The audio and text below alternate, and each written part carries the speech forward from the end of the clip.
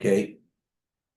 Mentioned Chuma in Parsha Shmini, Vayibim Shmini, Zeshomer Akosuv, Tzadik Atom Yifroch. Right. Sun Beis Hashem.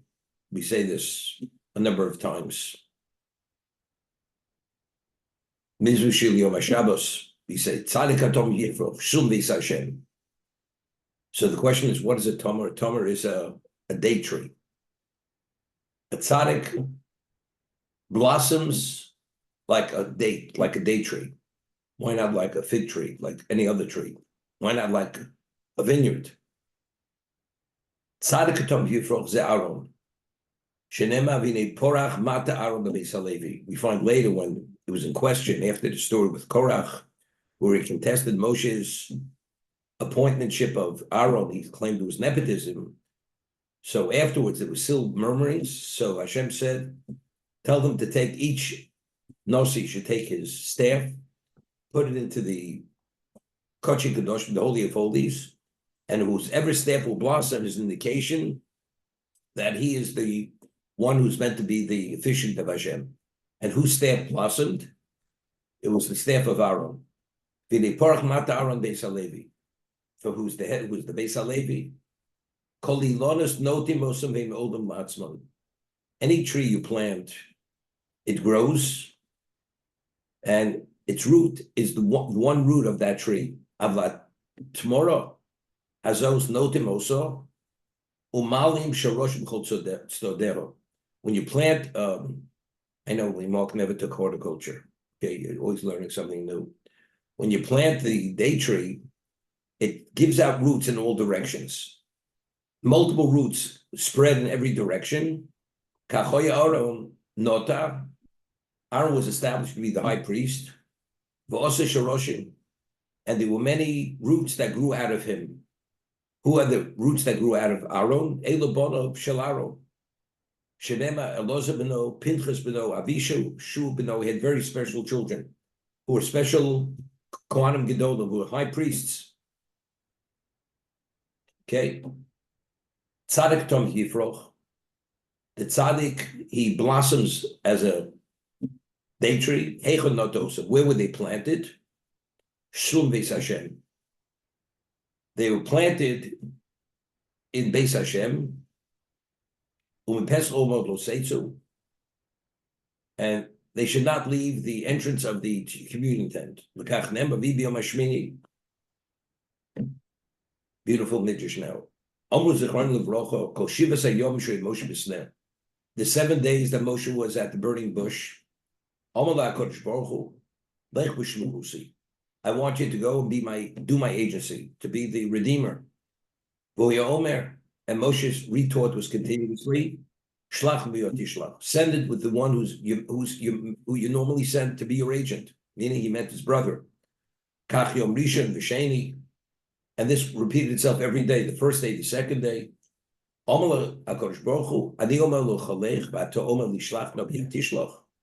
mean, I tell you you're the one, and yet you keep trying to evade it.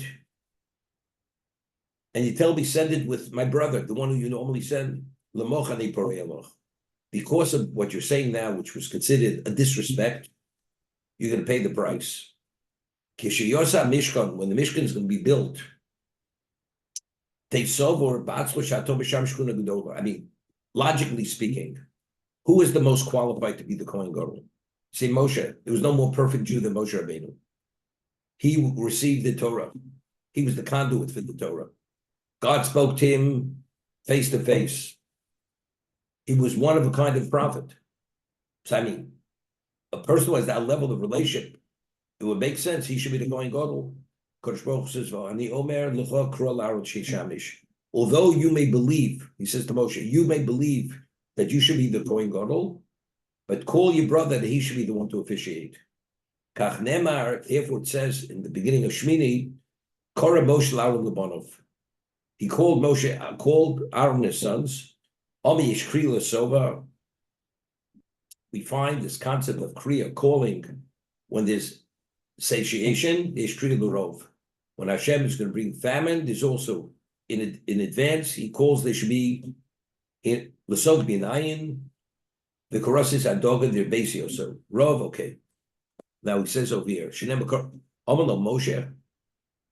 So Moshe comes to Aaron and he says, he says to Aaron, Hashem said that I should choose you, you should be the one to be the high priest. Amalo Aaron. So Aaron says to Moshe, listen to this. You toil for the Mishkan.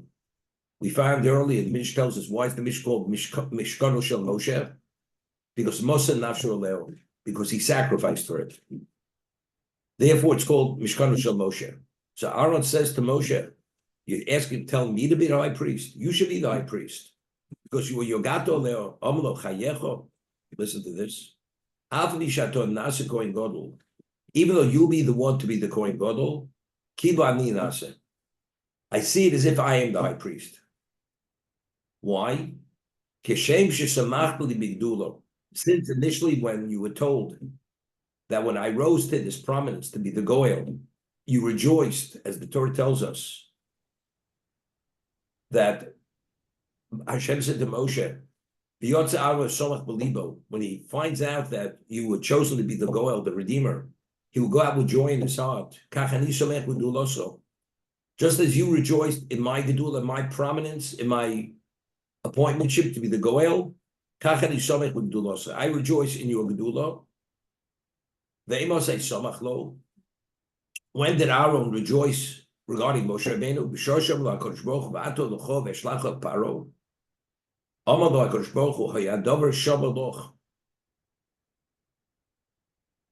This, because when he says, when I originally told you to go and initially you tried to evade it, this is going to be held on record.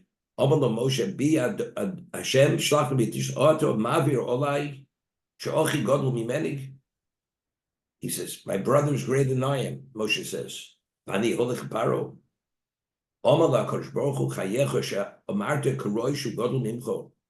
As initially you said he's greater than you, even though he says, even though that may be a fact, he's older than you, and he should receive that responsibility to be the Goel, but nevertheless, when he will go out, he will rejoice in his heart. You hear this? So the way I understand it is this way. Moshe Rabbeinu held that since Aaron was the Bechor, was older than me, he was more qualified to be the Goel. So he says to Moshe Rabbeinu, when he hears that you were chosen, he will rejoice in his heart. We'll explain what this means. The heart that rejoiced in the greatness of his brother, although his brother was younger than he was. Those precious stones will be carried on that heart. He wore the breastplate, which had the names of the 12 tribes on the colored stones. The 7 days initially he officiated. You think you're going to be the high priest because for 7 days you're fully involved? Summon, call Aaron and his sons, they should officiate. Okay, now, what's this back and forth? That initially Moshe said Aaron should be the one.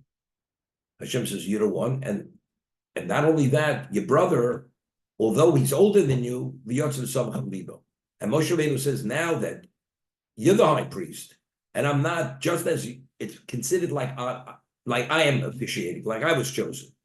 I mean, how can it be considered like he's chosen if Aaron was chosen? What exactly is Moshe Rabbeinu saying? We once mentioned in the name of the Ramak, or Moshe Rabbeinu, in the Talmud Dvorah, he speaks about the concept of Hafta Dorecha Kamocha. A Jew has an obligation to love his fellow as he loves himself. What is the concept? Why? It's you and there's me. We're two different people. So he explains that every neshama of Klal Yisrael is interconnected with every other neshama. It's like you have a body. You have different organs. You have the heart, you have the lungs, you have the liver. So although each one has its own function, but it's one system. these systems work together, and that's the totality of the human being. Klal Yisrael, each neshama is a component in the totality, which relates to the totality in the function of Klal Yisrael in terms of its spirituality. So if a person himself has a certain type of neshama, and there are no two neshamas, two souls that are identically alike, but every soul complements every other neshama. And in the totality, it's one soul. It's another component of the soul. It's like Rashi cites over there by Kabbalah, it says, "V'yichan ha'om k'neged ha'hor." The people that camped opposite the mountain. So Rashi over there says, why does it say V'yichan in the singular, not V'yachnu? So Rashi says over there, Ki ish echad b'leiv echad.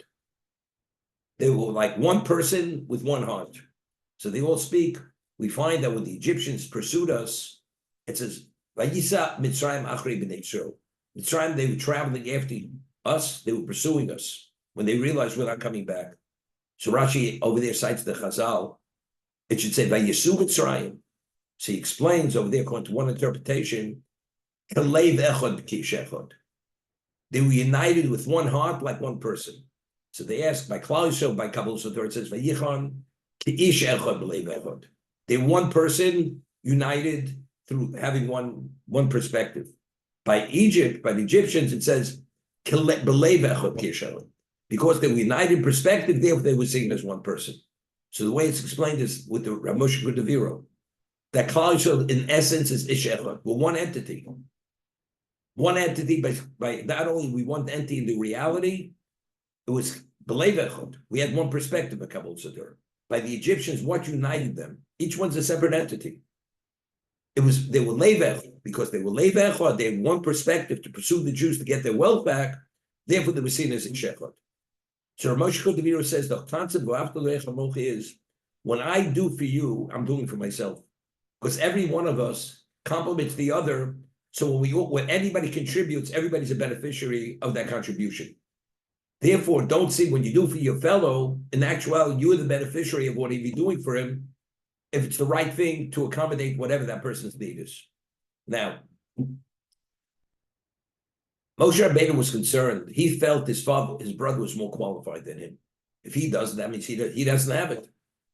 So he says, your brother Aaron is at a level. When he hears that you were chosen to be the Goyal, he will rejoice in his heart. But how could you? And we're all human beings. He's the older one. In his mind, he feels he should have it, and you're the lesser. And Aaron is not honored Mikol Adam. He's not the most humble man who ever walked the face of the earth. You know what the answer is? Aaron was at a level that this concept of V'ahavta l'recha kamocha, when he heard that Moshe was chosen to be the Goel, it's because his neshama, which is the totality of Klal Yisrael, he's the one who should redeem the Jewish people.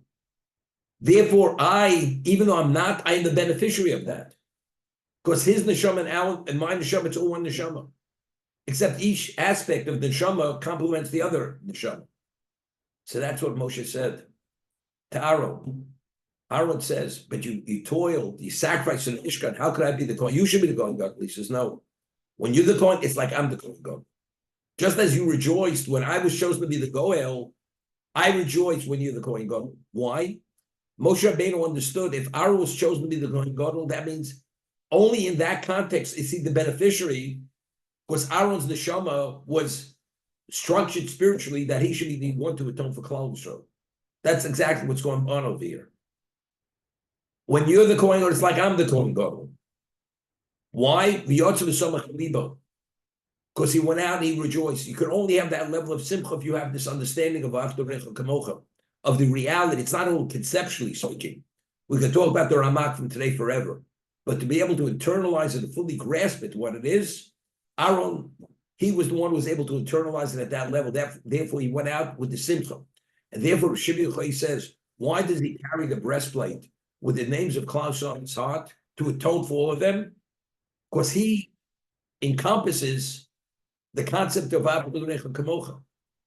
He has that level, that grasp, that his neshama is connected to every neshama. And therefore, he's the most appropriate the most qualified to atone for Klal Yisrael. That's what Rabbi Shimon Yochai is saying.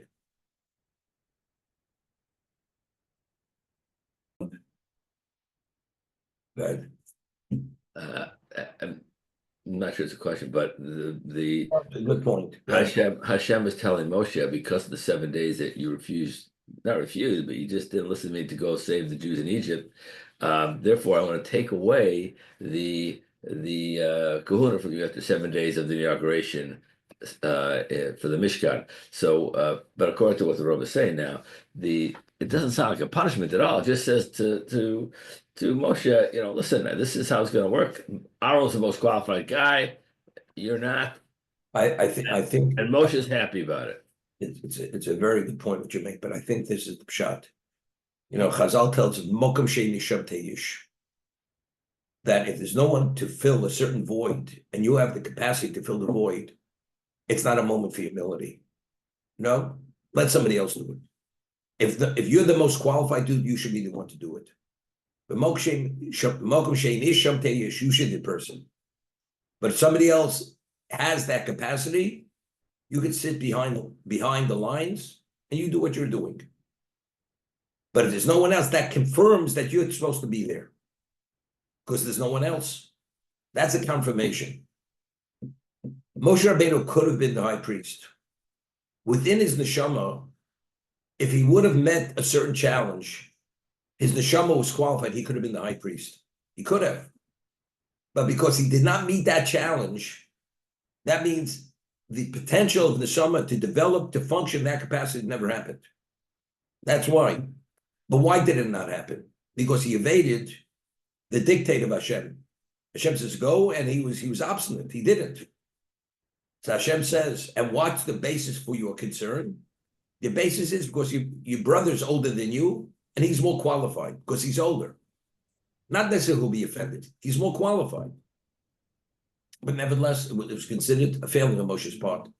If Hashem says, do, you do it.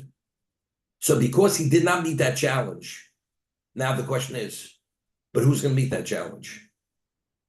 How do we, now that Moshe himself is not the one to do it, because he was obstinate, why is Aaron the one to be qualified? The Yotzim Soch Libo. Because he's able, despite the fact that younger than he is, and he's able to internalize this reality that you being the Goel is the equivalent of him being the Goel, because all the souls are connected to one another.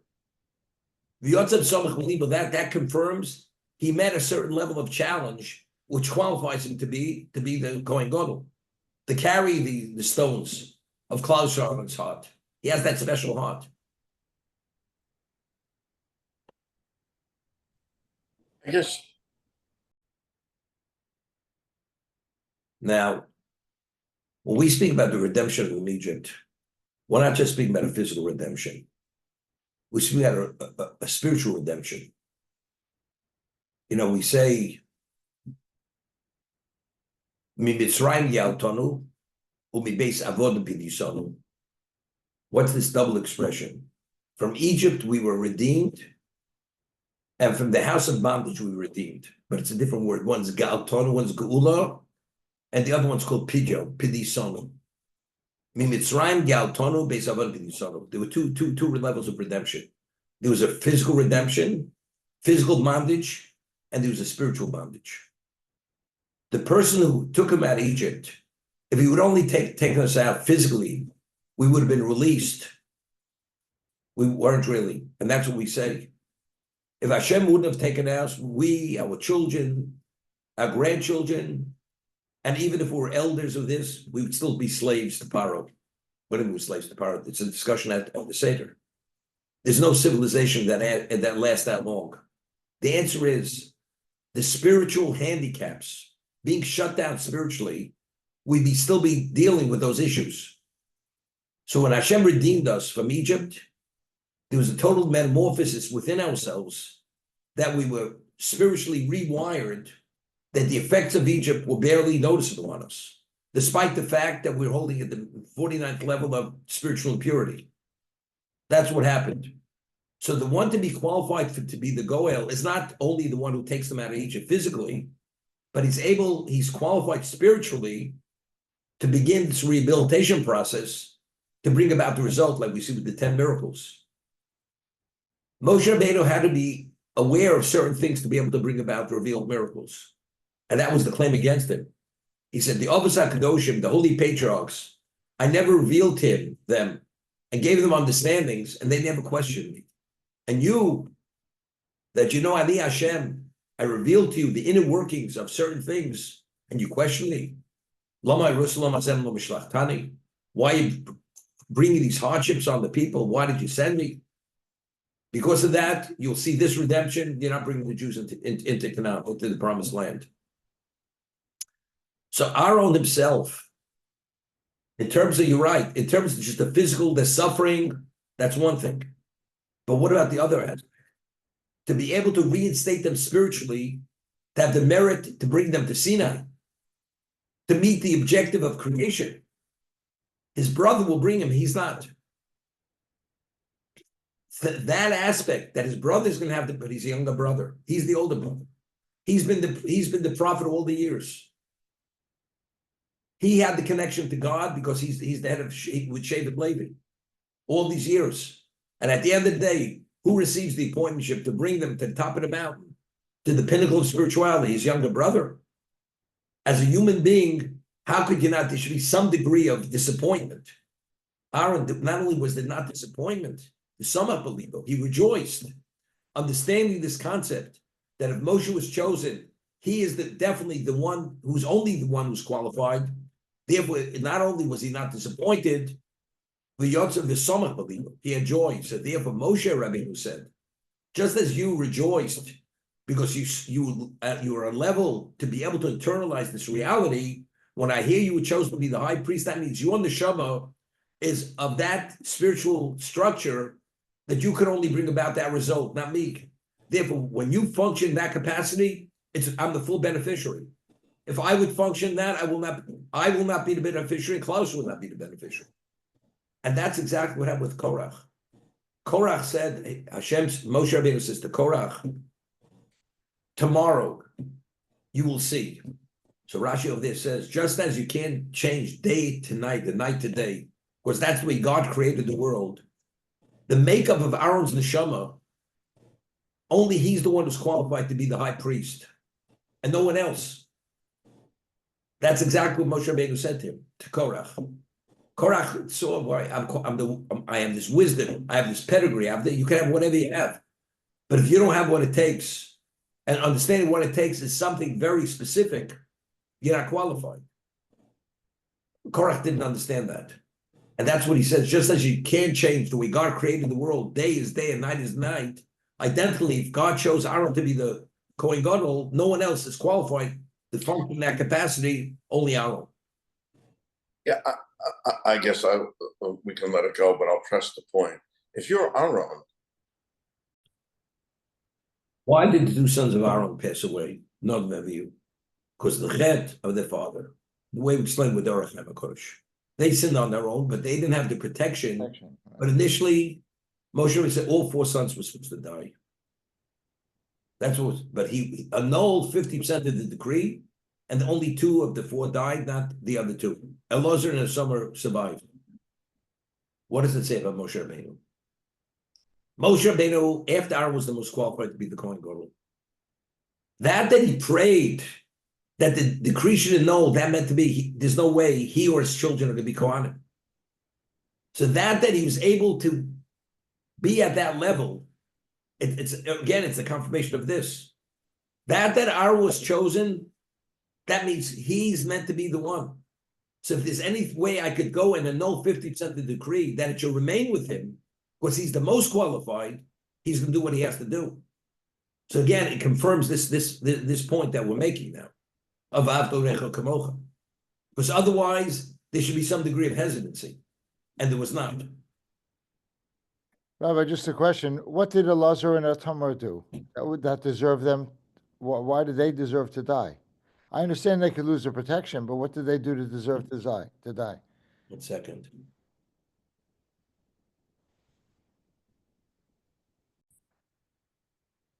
The Medrash Tanchuma, it's a Medrash Tanchuma. quotes a pasuk from Tehillim. Omarti lo'olim al tacholu. I say to those who rejoice, don't rejoice. V'lusham al turim mikerim. It's a verse in Tehillim, chapter 75. What does this mean? Meaning, as perfect as a person's life is going to be, ultimately, everybody suffers some level of tragedy in life. And it goes through one after another. The 7 days that Aaron and his children were meant to be in the Ol Moed, and not to leave, they didn't really understand what it was about. And the Medrash goes to say that as perfect as life is going to be, don't think it's going to be forever. Because everybody, at the end of the day, has some level of tragedy in life. Hashem created the world, it starts off. Hashem rejoiced. He's magnified by the world. The world's meant to bring a certain level of glory to him, which will give mankind the ultimate level of worthiness. What happens? The first day, Adam messes up. And it says, before Hashem destroyed the world by the Mabul, it says, God waited 7 days and then destroyed the world. So God grieved 7 days before the world was destroyed. Ultimately, Aaron doesn't know what's coming down the pike. He's ecstatic. He's going to be deficient to serve Hashem. His four children are going to be his assistants. But he doesn't realize 2 of his sons are going to be taken. Doesn't realize that. Although it's B'krovei HaKodesh, those who closest to me I will be sanctified. Then it goes Avram Avinu. Avram Avinu was ecstatic. He defeated the 4 kings. He had a son when he was 100 years old. He circumcised him. And then he's told him to go take him to the Akedah. And he succeeds. Comes home, what does he find out? His wife dies. Sorry, man, passed away. And as a result of that, the Torah says, old age came upon him. So although Avram was ecstatic until that moment after the Kedah, from the Kedah afterwards, he experienced tragedy. Yitzchak, and goes Yaakov, every one of them. And Aaron, the same thing. Life is not perfect. Aaron, Elisheva Basaminodov. Elisheva was Aaron's wife. Her brother was the prince of the tribe of Judah. Her husband's Aaron. She has 4 of those special children in Klal Yisrael. She's ecstatic. She's on top of the mountain. But she doesn't realize the 2 most of the 4 who are most special didn't be taken. So therefore, David says, as much as you rejoice, you should know ultimately it's going to come to an end. So brace yourself for what it's going to be. And whatever it is, Hashem plays the deck. That's the way it is. What's this all about? We pointed yesterday, and Jay used the term, there are certain watershed moments in life where there can be changes. Adam was created. This was meant to be the ultimate, but God created this world that there's such a thing as what? As the Yetzer Tov, the Yetzer Ra. The world has challenges. Whenever there's going to be a certain level of change, which will bring the world to a different level, immediately, there's what we call Kitru. There's a challenge. We find Eov. Job was a tzaddik. So someone comes and says, of course he's a tzaddik. He has wealth, he has children, he has everything. Of course he's a tzaddik. Just put him in a vise and twist his arm. We'll see what kind of tzaddik he is. So what precipitated all the trails and trials of Eov? Because he was a tzaddik in a context of where everything was perfect. We're going to test him. Adam was created, he was the handiwork of God. He was at a level of understanding. If Adam would have succeeded in that challenge, what would have been? The world at that moment would have reached a level of perfection There's no basis for evil any longer. Now's the moment of challenge. Is it going to happen? And regarding every one of the oversight Kadoshim, the world was given the challenge. They failed. The world was destroyed. Aaron now is going to be installed as the high priest. That means now, finally, this is the completion of the Lucha Shnios. There's a full reinstatement of the Jewish people. We're going to topple the apple cart. We're going to somehow put a dent in it. Avram, Yitzchak, and Yaakov, every one of them. There's always that moment, like I said, in the 40th year, what happens all of a sudden? This Jews start complaining about, this is the new generation. The Mun, they're going to die. Hashem sends vipers. So whenever you have this watershed moment, we're about to go into Eretz Yisrael, we have the story of Meraglim with the spies. I mean, literally, Hashem says, Eretz Yisrael chol v'dvash. And now all of a sudden you get this crazy notion. We got to see it ourselves. And Hashem says, if you don't trust me, you're going to what? You're going to eat dirt. And that they did. And for 40 years, they wanted until that whole generation passed away. Because whenever you have this watershed moment, there's always a degree of challenge. And there's a question whether you can be able to meet the challenge or not. And that's what life is about. Sometimes when things are too perfect, sometimes you have to count your blessings when you have some disappointments. Because maybe that disappointment will ward off something, God forbid, even more tragic down the road. You never know. You know, people say, I don't want to record this.